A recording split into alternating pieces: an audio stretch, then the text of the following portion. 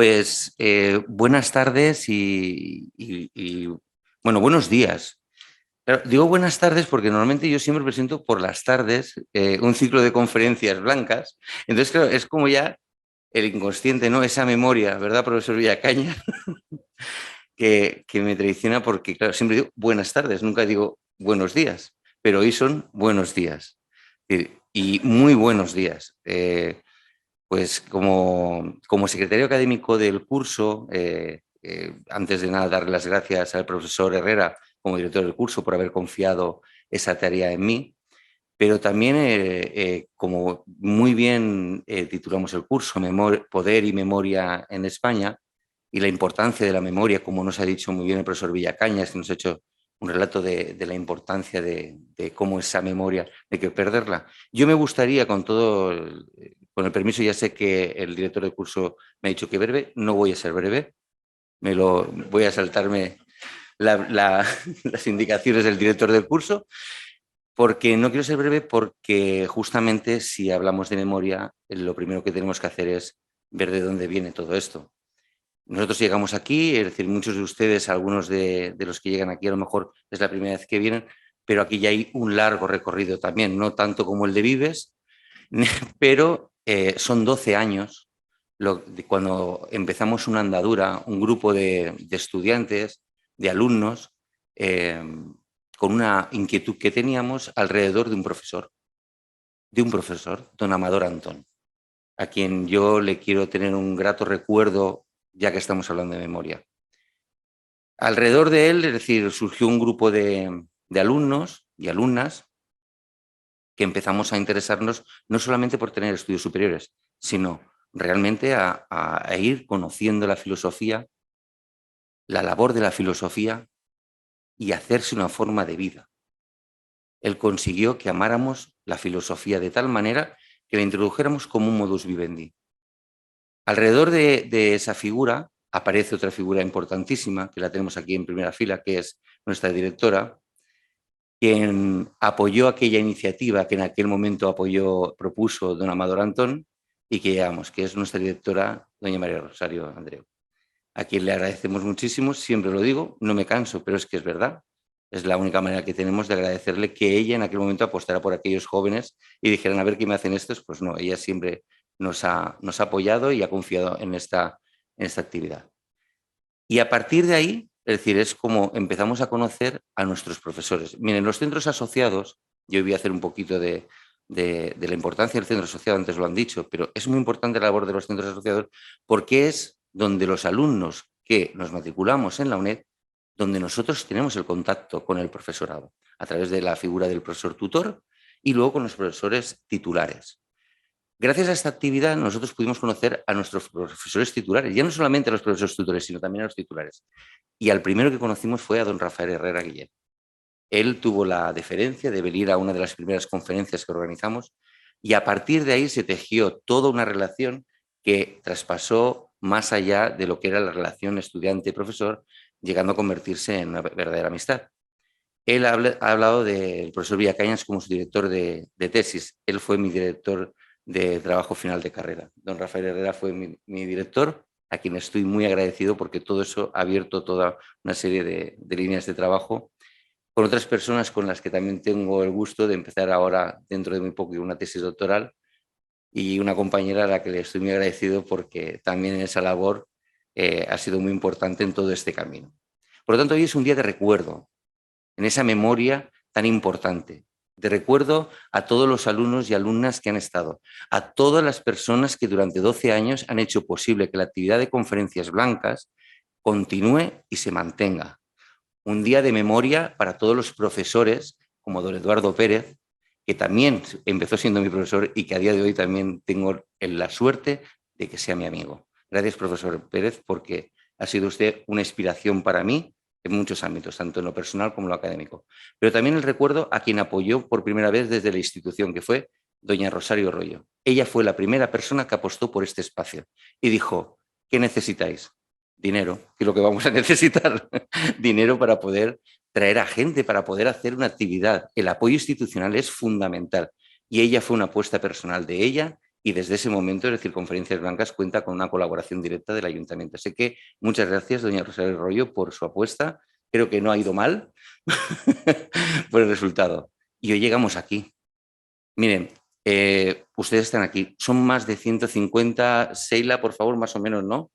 Casi 150 alumnos los inmatriculados. Es muchísima gente. Yo no conocía una actividad de las que hemos organizado con tanta matrícula de todas partes de España, pero también de mucha gente de aquí. Es decir, llegar a poder organizar para nosotros una actividad con no sé si han visto los ponentes y las ponentes que hay, es increíble.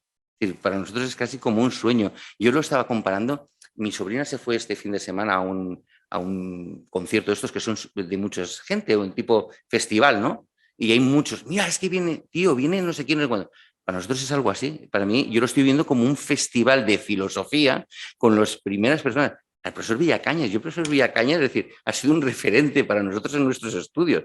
El profesor Santes Mases, Mari Carmen López, que la tenemos, el profesor Herrera, de verdad, es que se me pone la piel de gallina. Pero es que, Paul Preston, por favor, yo, de verdad, es algo que de verdad es de un gran goce. Por lo tanto, haber llegado a este punto ha sido gracias a mucho trabajo, a mucha confianza y a muchas personas, y por eso de tenerlas.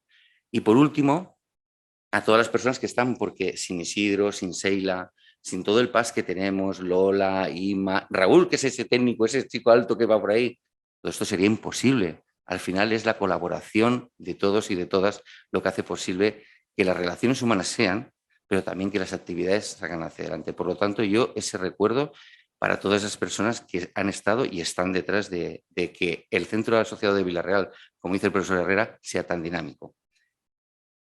Ya está, ya de verdad, profesor Herrera, que termino así, ¿vale? ¿Vale? Y ahora paso a presentarlo, porque claro, sí, sí, sí, sí, sí. Claro, el profesor Herrera Guillén es doctor en filosofía, un laude por la Universidad de Murcia y autor de varios ensayos. Nosotros lo conocimos por un libro que tiene Utopía, se lo recomiendo.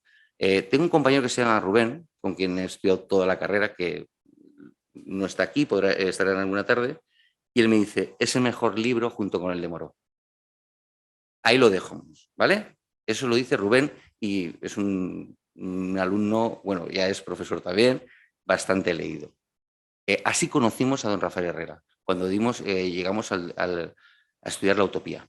Gracias a su manual fue como lo conocimos. Bueno, pues además de varios ensayos de carácter político, ha publicado más de una treintena de artículos académicos en revistas de prestigio nacional e internacional. Ha sido profesor invitado en la Universidad de Leeds, Inglaterra, y en la de Stanford, en Estados Unidos. Su trayectoria como investigador la ha llevado a trabajar en la Universidad de Murcia, en la de Ferrara y Padua. Ha coordinado la Biblioteca Digital del Pensamiento Político Saber de Fajardo y en la actualidad es profesor titular en nuestra querida UNED. El título de su ponencia, de su conferencia de hoy, Vivimos en tiempos de visibilización, él dice que vivimos en tiempos de visibilización, de reclamarla y también de transparencia. Pero en esta charla, él se hace varias preguntas. Dice, ¿de verdad no se corre, en cierto modo, un riesgo en la sociedad? ¿No hay un límite también a la visibilización? ¿No es el poder totalitario un poder que aspira a la absoluta transparencia, a la absoluta visibilización? Bueno, pues profesor Herrera, tiene usted la palabra para poder aclararnos estas cuestiones que usted lanza. Gracias, Juan Luis. Bueno, como se ve, mi autoridad es nula, no me ha hecho en ningún caso, no ha sido breve y creo que ha hecho muy bien porque ha dedicado la mejor parte del tiempo en agradecimientos. Has hecho muy bien. Bueno, hablar después de José Luis naturalmente siempre es un reto y, bueno, contamos con la dificultad, pero bueno, espero que ustedes por lo menos pasen un rato en el que yo pueda captar su atención sobre algunas cuestiones que ya, no sé si providencialmente, yo creo que no, ya han salido en la intervención de José Luis, que no sabíamos lo que íbamos a hablar el uno del otro, pero algunas cosas sí van a tener conexión. Bien, debo decir que la primera intención de mi charla era hablar sobre otro autor, Maimónides, que es se puede decir que es el tatarabuelo de Vives y toda esta corriente de la que ha hablado José Luis, pero he pensado que es mejor traer a colación otras cuestiones. El título de esta intervención, esquivar la mirada del poder, puede resultar ambiguo, incluso extemporáneo. La noción de memoria implica idealmente una relación estable con el poder político que la sustenta. Aquí es indiferente que se hable de memoria histórica o memoria democrática. El apelativo es secundario. Lo decisivo es que la consolidación de una narrativa colectiva implicaría su incardinación con el poder político y social. En tal sentido, la frase esquivar la mirada del poder parece romper la incardinación entre poder y memoria, toda vez que no se puede elaborar un relato de memoria sobre una realidad que esquiva la mirada del poder, que debe asentarse y asentar dicho relato. Asimismo, la invitación a esquivar la mirada del poder que expresa el título parece contravenir la corriente general actual, en la que precisamente la lucha por los derechos, por el reconocimiento, se funda justo en lo contrario, en captar la mirada del poder. De hecho, una de las palabras que definen nuestro presente es la de visibilización. Existe una gran demanda de visibilización. Colectivos de todo tipo aspiran a ser visibilizados, es decir, a ser vistos, a hacerse visibles, a captar la mirada del poder y de la sociedad para que se les reconozca y, por tanto, se les integre en el relato común. Existe como una lucha general por captar la atención. A mí no me cabe duda de que esto es un verdadero avance en la historia de la justicia. De hecho, creo que es una cosecha propia y derivada de la Ilustración, una evidencia de que el proyecto ilustrado pervive. La visibilización actual es la consecuencia del largo proceso inaugurado por la Ilustración. De hecho, el espíritu ilustrado aspiraba a iluminar todo aquello que tradicionalmente había sido ensombrecido por la superstición y los poderes tradicionales. La diosa razón se convirtió como en el gran sol platónico, como la gran iluminadora del mundo, cuyo campo de acción se iba ampliando progresivamente. Por lo tanto, podríamos decir que la visibilización de hoy es una herencia de la Ilustración de ayer, al menos como hipótesis. Sin embargo, existe al menos una diferencia entre el proceso ilustrado de iluminación y el proceso actual, postilustrado, de visibilización. La Ilustración promovía un reconocimiento indiferenciado que hacía a todos los seres humanos iguales, indistinguibles, como entidades formales. Hacerlo así era fundamental en aquella época, porque había que romper las distinciones asimétricas establecidas por el antiguo régimen. Para la codificación ilustrada ya no habría más nobles ni eclesiásticos con toda su suerte de prerrogativas basadas en un presunto estatus diferente, sino que todos los seres humanos eran iguales ante la ley en tanto que ciudadanos. Así, el Código Civil ya no distinguía entre católicos, calvinistas, judíos, nobles. Ante la ley codificada e ilustrada solo había ciudadanos libres. Hoy, sin embargo, el reconocimiento ilustrado y liberal se da por supuesto, se da por sentado, se da por ganado, pero ya no se considera suficiente. No basta con que la ley trate a todos los ciudadanos del mismo modo, sino que se exige que se registre y reconozca la diferencia. A este reconocimiento de la diferencia es a lo que llamamos visibilización. Se ha señalado que la indiferenciación identitaria de los sujetos que promueve la forma ilustrado liberal de reconocimiento ha servido a veces como excusa para construir relatos de memoria parciales, incluso directamente opresores. Un ejemplo de esto es el modo en que algunas potencias, como la antigua URSS, hicieron el cómputo de sus propias bajas en la Segunda Guerra Mundial, identificando a todas las víctimas de manera genérica como mártires rusos, sin señalar que muchos de estos miles de mártires rusos eran, en realidad, judíos muertos no por ser rusos combatientes, sino asesinados por ser judíos. A menudo, como sabemos, mujeres, niños, ancianos indefensos. Por todo ello, tal vez podría plantearse la hipótesis de que hoy vivimos en un nuevo paradigma. El paradigma de la visibilización, en el que la ciudadanía, o parte, ya no se conforma con una consideración legal igualitaria, sino que exige una consideración legal de su diferencia. Esta diferencia es lo que se aspira, en primer lugar, a visibilizar socialmente y, en segundo lugar, a su cristalización legal. La memoria, por tanto, hoy debe contar e integrar en su relato toda la trama de la diferencia históricamente ninguneada que ha logrado hacerse visible o intenta hacerlo en el presente. Hasta aquí todo parece plausible. De hecho, no hemos hecho más que una brevísima aproximación a toda suerte de evidencias que se nos presenta en forma de noticias que permean nuestra actualidad social y política. Sin embargo, la historia nos venía enseñando precisamente lo contrario. Quiero decir, tradicionalmente lo heterodoxo debía luchar por esquivar la mirada del poder para subsistir. Lo diferente, lo otro, aquello que no encajaba, debía invisibilizarse, vivir en el secreto, oculto a la mirada de un poder que jamás lo reconocería.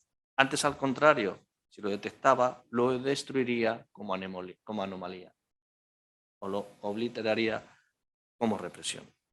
Hoy nos hemos acostumbrado a que la heterodoxia reclame la mirada del poder, si es que es heterodoxia. Pero antes sucedía justo lo contrario. La heterodoxia huía de la mirada del poder. Tal vez, pues, podríamos plantear que antes se vivía en el paradigma de la ocultación. Yo quisiera plantear hoy si no estamos incurriendo en un exceso de sobreexposición al poder. Si no estamos cayendo en un exceso de visibilización que destruye ciertas pautas de discreción que fueron evidentes en el pasado para ciertos sectores de la sociedad con vocación de salvaguardar su libertad y su propia memoria. Quizás hoy se nos está olvidando que la construcción de la memoria también puede implicar esquivar la mirada del poder. Sobre todo, fundarse en prescindir del reconocimiento del poder. En definitiva, no es verdad que el poder puede reconocer toda diferencia, toda heterodoxia. Y sí es verdad que el poder no debe reconocer toda diferencia porque no tiene derecho a ello. Existe el derecho a no ser reconocido por el poder. Hoy vivimos en la creencia infundada de que la justicia consiste en el reconocimiento de toda diferencia como existencia legítima. Esto no solo no es verdad, sino que es la base del mito de la visibilización que domina la actualidad. La heterodoxia, en un sentido radical, hoy como ayer, no puede dejar de ser heterodoxia y, por tanto, no puede ser registrada en el libro del reconocimiento, de la visibilización contemporánea. No cabe duda de que el reconocimiento legal y visibilización social de colectivos y grupos tradicionalmente marginados es un avance de nuestra sociedad.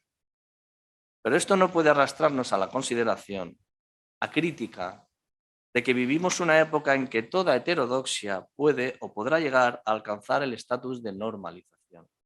De hecho, esto puede constituir una inmoralidad social impensada, en la medida en que no se reconoce el derecho del heterodoxo al no reconocimiento, es decir, reconocer el no reconocimiento, reconocer el derecho a la invisibilidad, a no formar parte de la dinámica de la atracción, de la atención social y legal, el derecho simple a cultivar la propia memoria al margen de la gran memoria común, se llame esta histórica o se llame democrática.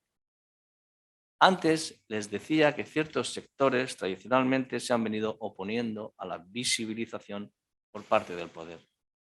Básicamente porque les iba la vida en esquivar la mirada del poder.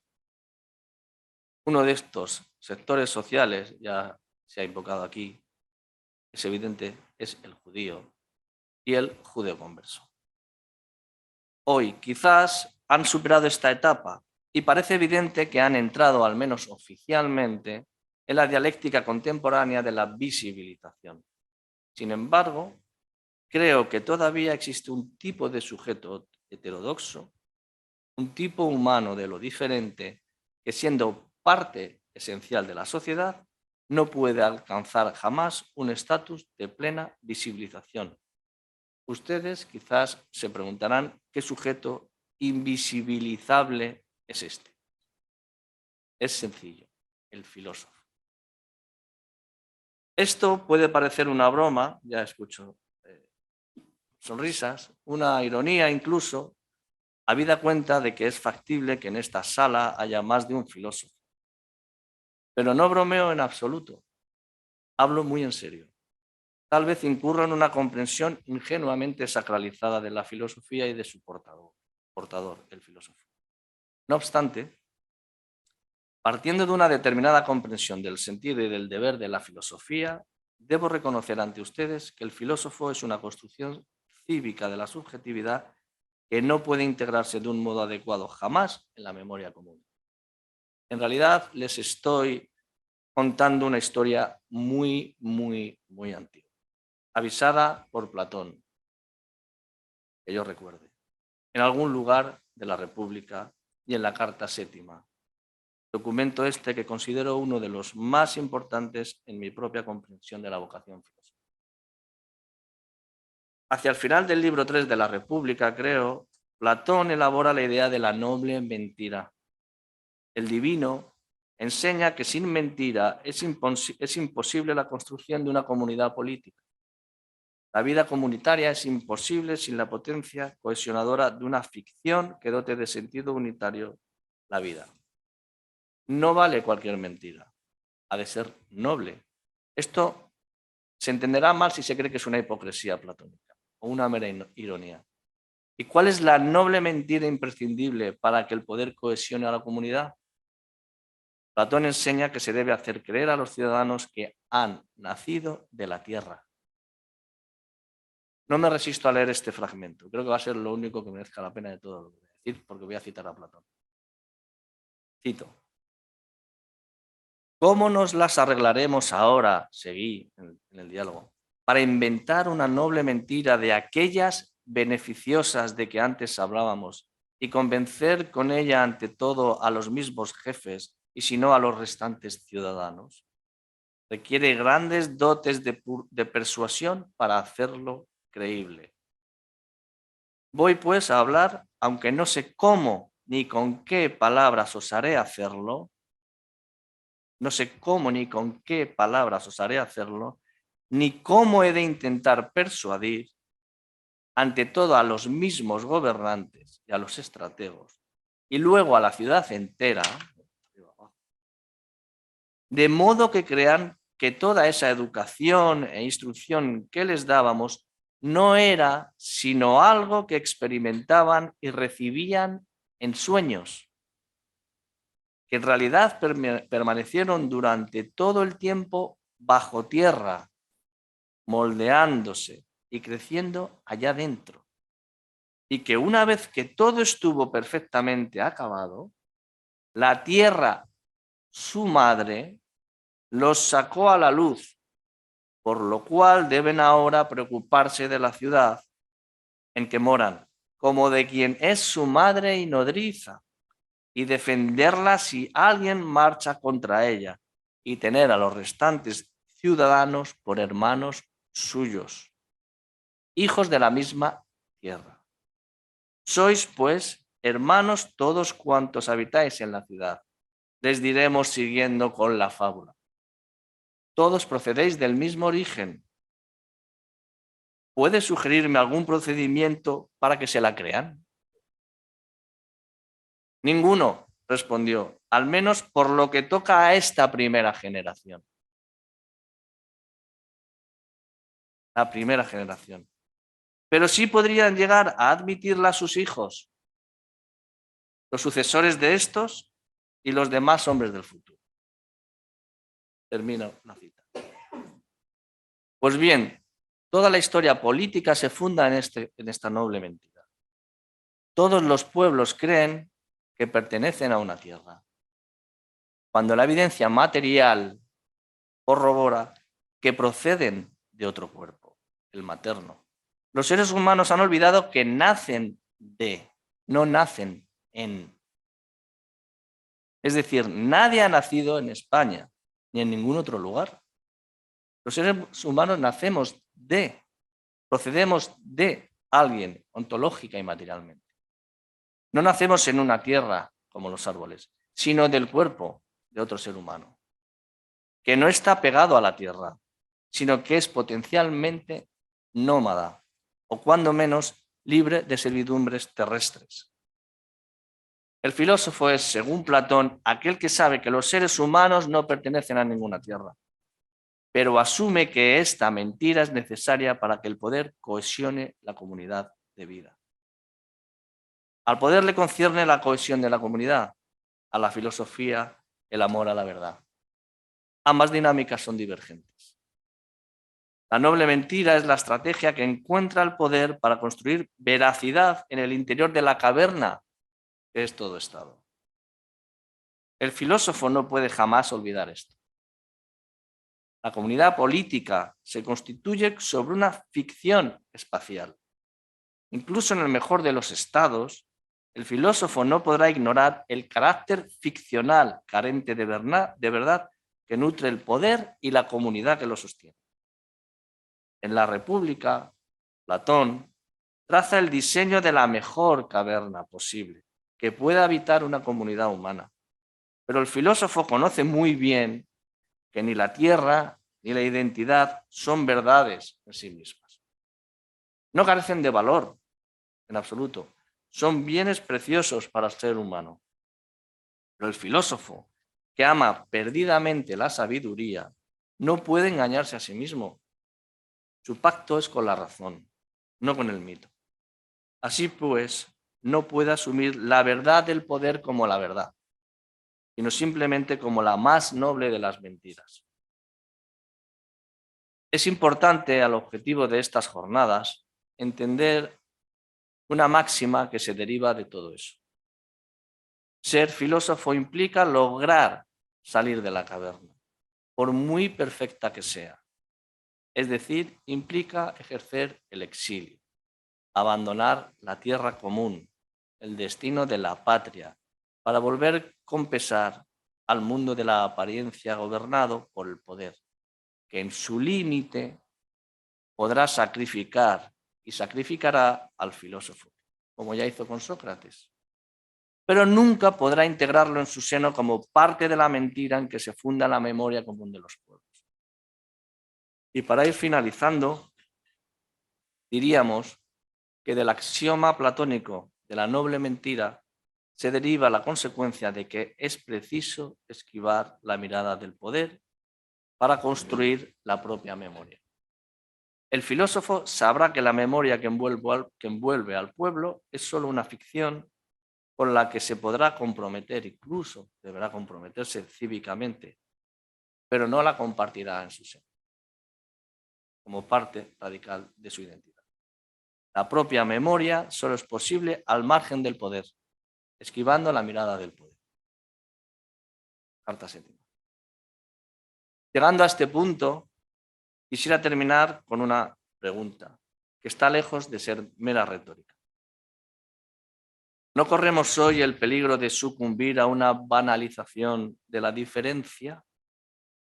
Con banalización de la diferencia me refiero a la posibilidad de que al final quizás nos estamos olvidando de lo común, de lo humano, de que no somos terrestres, de que procedemos de... En un pequeño, nos estamos transformando todo en un pequeño, en un empeño identitario que puede llegar a rozar cierto narcisismo. Quizás no estamos ante un proceso de reconocimiento de lo heterodoxo en cuanto ya no hay heterodoxia. Quizás lo que hoy es quizás lo que hay hoy no será más bien una heteroortodoxia, es decir, una serie de banalizaciones narcisistas cuyas invocaciones de diferencia anhelan beatificación social y privilegio legal. En todo caso, es misión del filósofo correr el peligro de desentrañar estas cuestiones. Busquen ustedes uno y pregúntenle, que yo no tengo ni idea. Muchas gracias.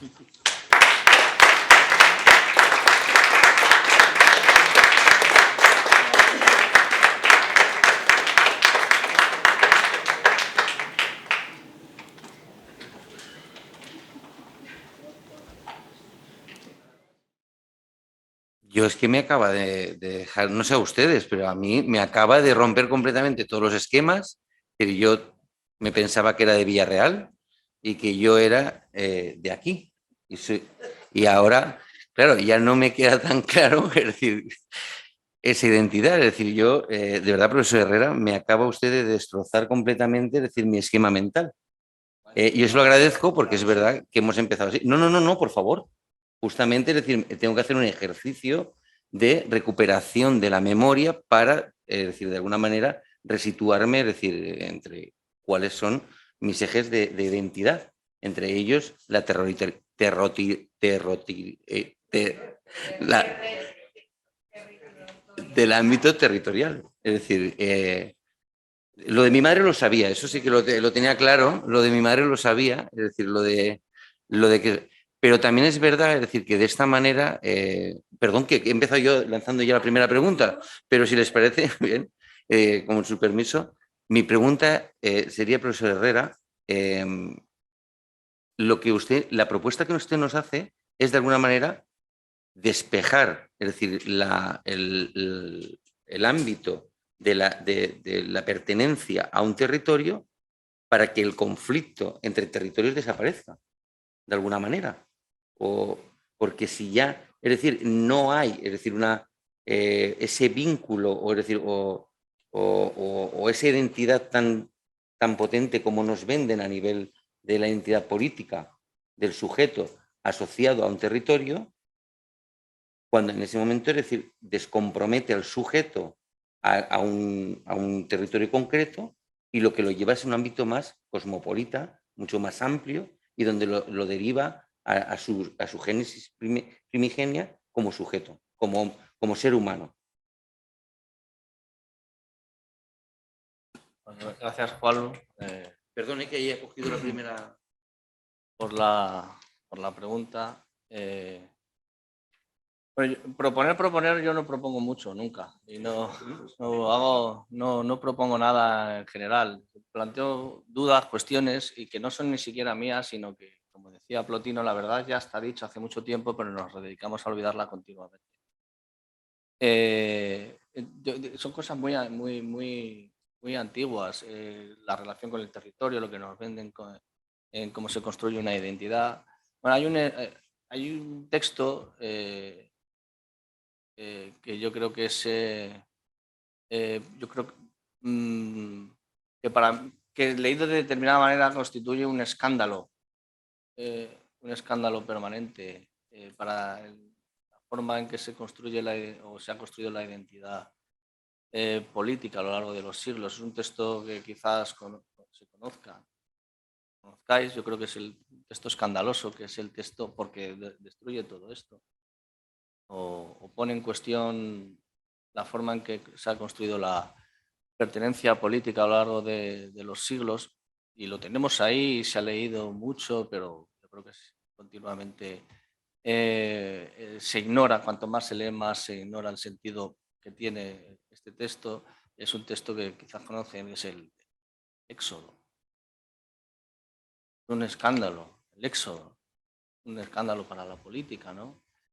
Cuando se lee ese texto de una determinada manera, si se leyera de determinada manera, o por lo menos, te lo digo por lo que dices de lo que nos venden. Bueno, ahí nos venden muchas cosas. Se dice que es un texto donde hay mucha sangre, muchas batallas, pero hay una cuestión de partida que me parece fundamental. Lo que dice, ahí vemos toda la secuencia de un pueblo que va a una tierra, ¿no?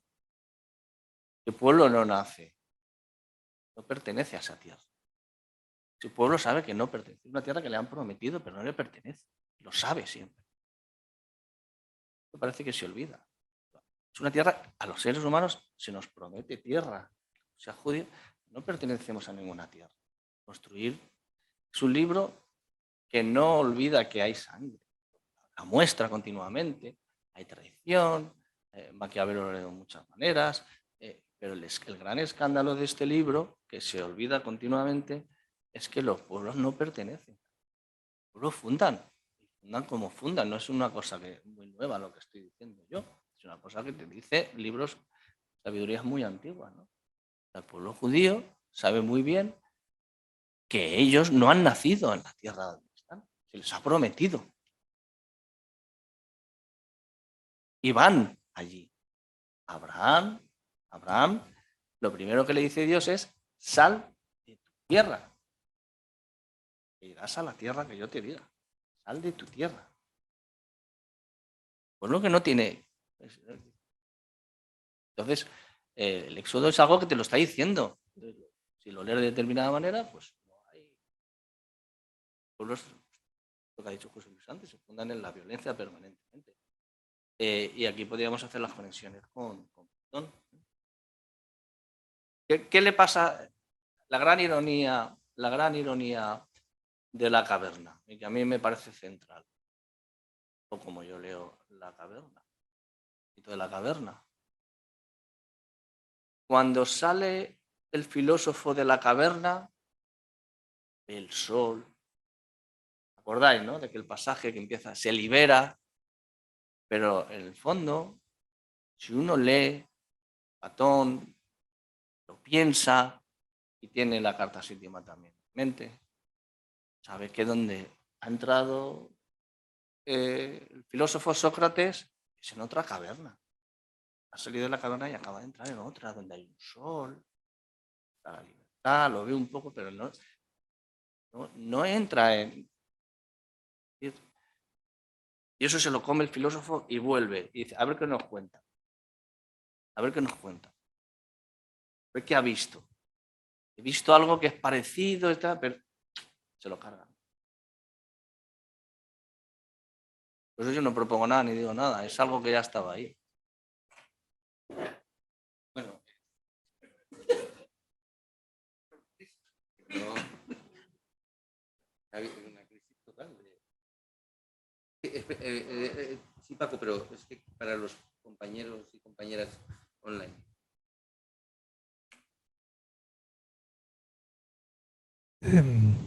Yo llevo como unos 20 años trabajando en una historia que llamo rescatar al individuo en su conflicto. Porque en estos territorios que las instituciones nos ofrecen para definirnos como personas relacionadas, territorio de la familia, territorio de las instituciones en general, son formas de construir significados de las relaciones que tenemos, ¿no?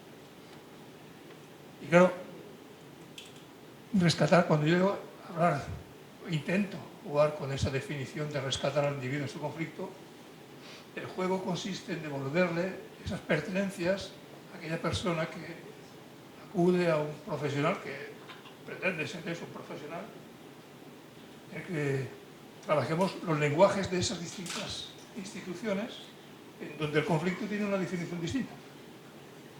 Porque un conflicto vivido por una persona, si lo llevas al mundo del territorio de la justicia, de las leyes, tiene una nominación, tiene unos significados, y si lo llevas al mundo de la terapia tiene otros. Y si lo dejas en el mundo de la familia, tiene otros. Decodificar esos lenguajes sería como una expectativa, por no decir una aspiración, una expectativa de que el conflicto pueda resignificarse en cualquiera de esos territorios, en cualquiera de esos lenguajes. Y si podemos dar una nueva significación, el conflicto puede tener muchas más caras que aquellas que se acotan en el mundo legal, en el mundo de la enfermedad, en el mundo del amor, en el mundo de la... Entonces, claro, tierra también es una institución, tierra también es el lenguaje. Y digamos, la estructura que nuestro pensamiento nos da para entendernos es paradójicamente el lenguaje. Aquello cada vez que nos aclara nos confunde. Bueno, sí, gracias por la pregunta. De todo lo que has dicho, de rescatar al individuo en su conflicto en todas las esferas, no solo en la política, es una de las... Una idea latente también es que, que a lo mejor la política no es solamente o el único lugar donde se deba resignificar o rescatar la memoria, sino que hay muchos otros ámbitos. Y lo central es el lenguaje. Pero ahí sí que ya no estoy tan seguro de que el lenguaje es tierra. El lenguaje no es tierra. El lenguaje quizás sea la forma incluso de poder librarnos de la tierra, si es que hay que liberarse. Pero en todo caso, creo que si hemos de conformar una memoria y tener una idea de lo que es una memoria plural, no solamente debería ser plural en términos políticos, porque si no, no hay memoria, si no será una memoria parcial, sino también en términos de esferas de acción. Es decir, no solamente la memoria se construye desde la política, sino que es una cosa compleja que se va a hacer desde, por ejemplo, desde ámbitos del cuidado, desde la psicología, desde la familia, para resignificar verdaderamente al sujeto. Sí, creo que sí.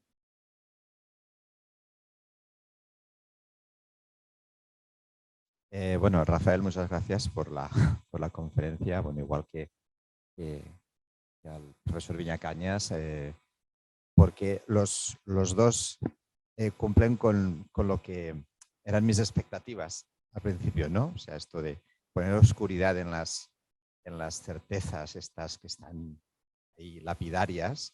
Y bueno, pues lo que le ha pasado a Juan Luis pues es esto. O sea, es que él tenía una certeza, pero de repente se ha ensombrecido. Entonces, vamos, estoy encantado de verdad esta mañana de estar aquí. Es, bueno, una experiencia de verdad muy, muy interesante y gozosa. Yo quería ir un poquito por la otra vertiente, porque me ha parecido que la conferencia de Rafael tiene como dos vertientes. A mí quería incidir un poquito en lo de la visibilización de los heterodoxos, ¿no? Entonces, está claro que mientras ha habido minorías que han tenido que luchar porque se les reconociesen sus derechos civiles, nada más y nada menos que sus derechos civiles, han tenido que visibilizarse porque si no es como que no existían, ¿no? Sin embargo, estoy de acuerdo en que a lo mejor una vez conseguidos ya esos derechos civiles hay una excesiva exposición a la visibilización. Entonces, ¿dónde estaría un poco la frontera entre la necesidad de visibilizarse para conseguir ser igual que los demás en derechos y dónde pasamos a la sobreexposición? También me gustaría a mí saberlo, es cierto. No, es verdad. Bueno, los medios de comunicación tienen mucha responsabilidad en las redes sociales. En muchas son decisivos en la conformación del día a día. Yo es que no estoy muy seguro de que aquello que se logra visibilizar tenga el estatus de heterodoxia. He dicho antes el palabra de heteroortodoxia, porque a veces tendemos a identificar como lo otro o como algo que ya está ganado, algo, o sea, o a escenificar, algo como novedoso o como un reconocimiento que se está produciendo cuando ya se ha producido, ¿no? Por lo menos en el ambiente general.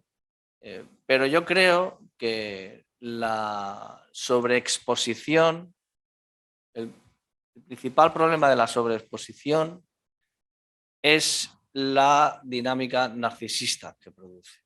Ese es el problema, pero eso hoy me parece que es casi inevitable en el mundo de las redes sociales. Sin un punto de narcisismo es casi imposible la exposición. Digo, la exposición, la visibilización. Si no se gana ese punto de... Para mí esto no es bueno, pero creo que las redes sociales están construidas sobre esto. Entonces, la sobreexposición, a mí me parece, ya con esto termino y quiero ser concreto en la medida de lo posible, el problema de la sobreexposición y de la visibilización para mí está en que estamos jugando en el terreno de la identidad. El terreno de la identidad, como la voluntad de Schopenhauer, es infinito. La voluntad es infinita, quiere y las identidades son infinitas. al menos en una sociedad o en nuestro presente que se vinculado a las redes sociales. Las identidades son infinitas porque en el fondo no sabemos, en el fondo no son infinitas, solo tenemos una identidad, que somos humanos, ¿vale? O a mí me gustaría decir eso, solo hay una identidad. Y en base a esta idea de que somos humanos está todo lo demás. Pero claro, el proceso continuo de reconocimiento de identidades, que son infinitas, y además y aspiran a la captación de la atención, y la captación de la atención también de la legalidad, no hay límite. Esa es la sobreexposición. No hay límite. En el juego de la identidad no hay límite porque son infinitas. Pero en el juego del reconocimiento sí tiene que haber límites. Ese es el problema. Pero busca un filósofo que se lo aclare, que yo no tengo mucha idea. O alguien que lo sepa. Por casualidad, después de lo que dices. No muy claro. Yo creo que... No sé si va. Sí, yo creo que se ha puesto encima de la mesa un problema muy, muy central. Y un problema que nos caracteriza, efectivamente, a diferencia de lo que ocurre con la Ilustración. Yo seguiría ese hilo porque me parece muy productivo, no sin invocar antes el magnífico libro de Jan Assmann sobre Exodus, ¿no? Assmann considera que lo que ocurre ahí en el Exodus es el cambio revolucionario de la historia. Es la transformación más revolucionaria de la historia. Ahora, es verdad que cuando la Ilustración quiere no ser vista por el poder, al mismo tiempo está reclamando un poder público, ¿no? Es una cosa muy... ella no quiere ser vista por un poder que en el fondo es un poder bestial, ¿no? Cuando dice Lessing, vaciemos el poder, esto es, logremos que el poder no sea omnipresente, que no esté presente en todos los sitios, es porque considera que es el poder del antiguo régimen, el poder bestial, que destruye con la mirada, ¿no? Por lo tanto, es preciso producir ámbitos secretos, ¿no? Y lo que se genera en esos ámbitos secretos es la amistad, ¿no? Es otra forma, otra lógica en la que tú puedes ser visible sin peligro, ¿no? Entre el amigo puedes ser visible sin amigo, ¿no? Ahora, nosotros tenemos la percepción, y creo que es una percepción confusa, de que nuestro poder es protector. Y por lo tanto, ya no es un poder bestial, ¿no? Sino que es protector. Y por lo tanto, si nos hacemos visibles, en el fondo nos garantizamos su protección. Pero yo creo que esto es un error, porque el poder realmente nunca es completamente protector, ¿no?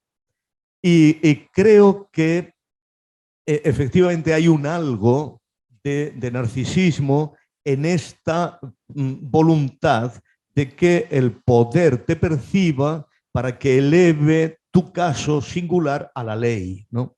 Ahora, yo creo que esto está íntimamente relacionado con la configuración de un poder que cada vez, bajo el supuesto de que es protector, se engorda permanentemente, ¿no? Pero esto, yo estaría por lo que decía nuestro compañero, disculpa tu nombre, Paco, de que esto lo que significa es que estamos perdiendo todo tipo de instancias de reconocimiento, instancias intermedias, de instancias de reconocimiento que no pasan realmente por el poder, sino por otras formas de reconocimiento, por otras formas de fortalecimiento, por otras formas de construcción comunitaria, donde nuestras aspiraciones puedan cumplirse sin necesidad de mirar a la estructura del poder, ¿no? Y eso significa que nuestro mundo efectivamente se genera como una contraposición directa individuo-poder, ¿no? Sin mediaciones de ningún tipo.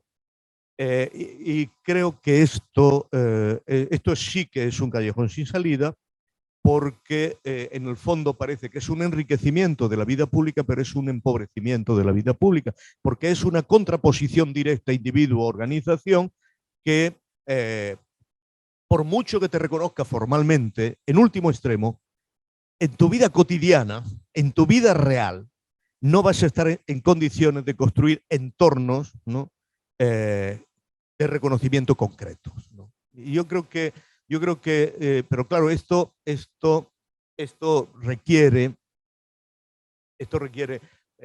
mundos de la vida que sean mucho más complejos, que sean mucho más plurales, que generen ámbitos de actividad real y de libertad real, porque efectivamente hay una alteración del derecho, ¿no? Cuando lo que estamos reclamando es un permanente reconocimiento de diferencia, porque el derecho en última estructura es antinarcisista en la medida en que te exige que tu diferencia sea reducida, y ahora lo estamos convirtiendo en una dinámica justamente narcisista en la medida en que tu diferencia se quiere elevar a universal.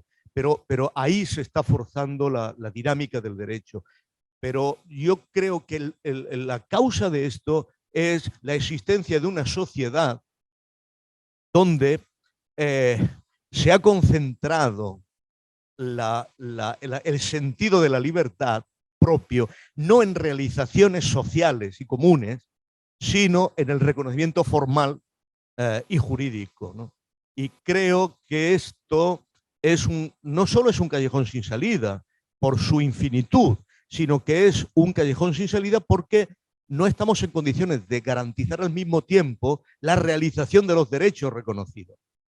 Porque en el fondo es muy complicado que los derechos reconocidos generen dinámicas reales de garantías de realización, ¿no? Cuando continuamente se está en un proceso infinito de aumentarlo. Creo que en este sentido va a llevar directamente a una divergencia entre la cantidad de derechos reconocidos y la cantidad de derechos realizados. Y esto puede ser una decepción de nuestras instituciones de largo plazo, puede ser una decepción que en el fondo está en el origen de muchos de los cansancios de fidelidad a instituciones democráticas. Y de fenómenos que se están produciendo y de crecimientos de determinadas corrientes políticas. Entonces, bueno, pues de hecho, parte de lo que he dicho yo, o buena parte de lo que he dicho yo, está en consonancia con tu libro, con Res Publica, los fundamentos, que es el problema de que no hay no se está produciendo un genuino proceso de ilustración del derecho. Estamos en una ficción como que está sucediendo, pero no es lo que está produciendo. Y ayer te iba a preguntar, José Luis, ya que lo tenemos aquí, un libro que a mí me encantaría leer algún día, porque tuve la oportunidad de leer los apuntes sobre Weber de José Luis hace muchos años, muchos apuntes de Weber. Y no lo digo porque todo esto que estamos hablando de que hasta que no permean todas estas diferencias en la sociedad y en los tiene mucho que ver con una adecuada relación de las esferas de acción social. Y por eso yo te preguntaba, intenté preguntarte ayer, ¿para cuándo tu libro sobre Weber? No, lo digo muy en serio, no, porque creo que en este tipo creo que nos vendría muy bien. Por la falta de articulación que se está produciendo en el país entre la dinámica del reconocimiento y tal, y estas fracturas que están llevando a la emergencia, ya veremos qué pasa, de ciertas corrientes que quizás no sean las más adecuadas para construir una genuina memoria histórica, sino todo lo contrario, que nos invitan más bien a reprimir y a reiterar el caso. Ya no van a poder, pero el caso vive hasta.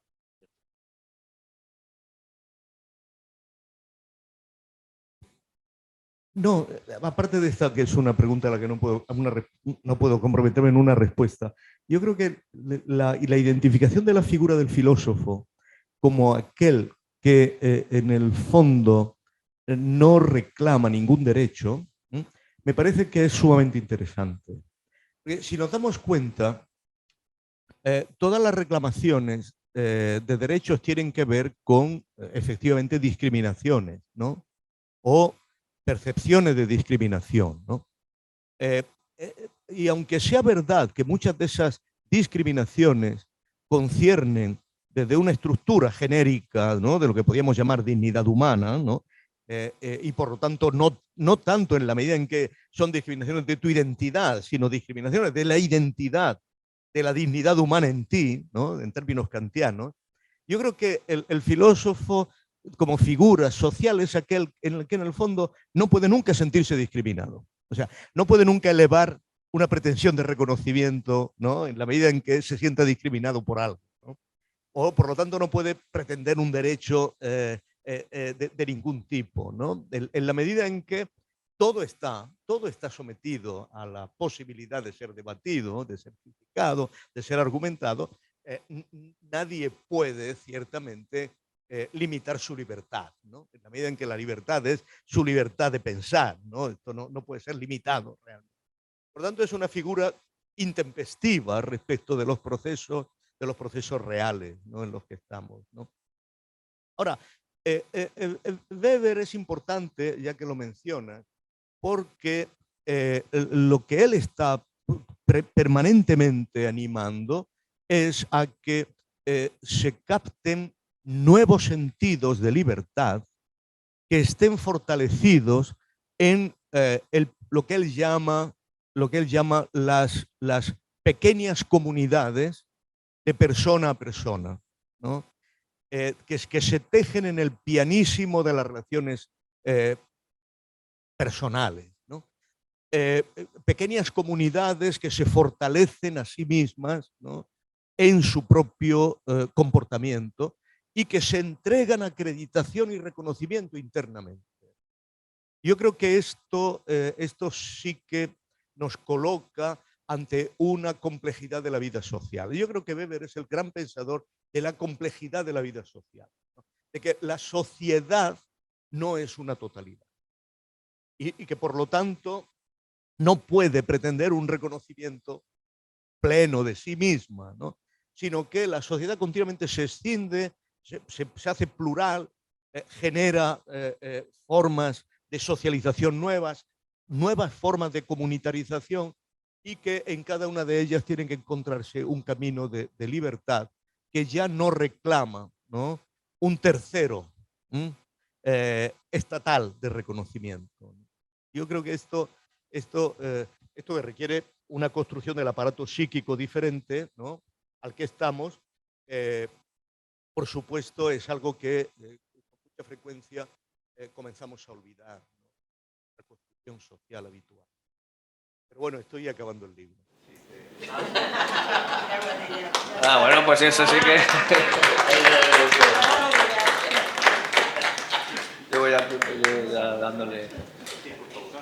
insistiéndole.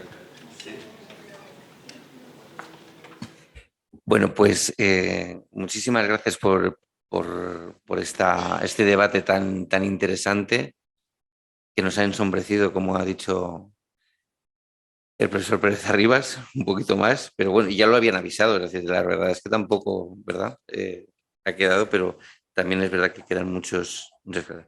Venga, pues muchísimas gracias por todo y hasta la tarde.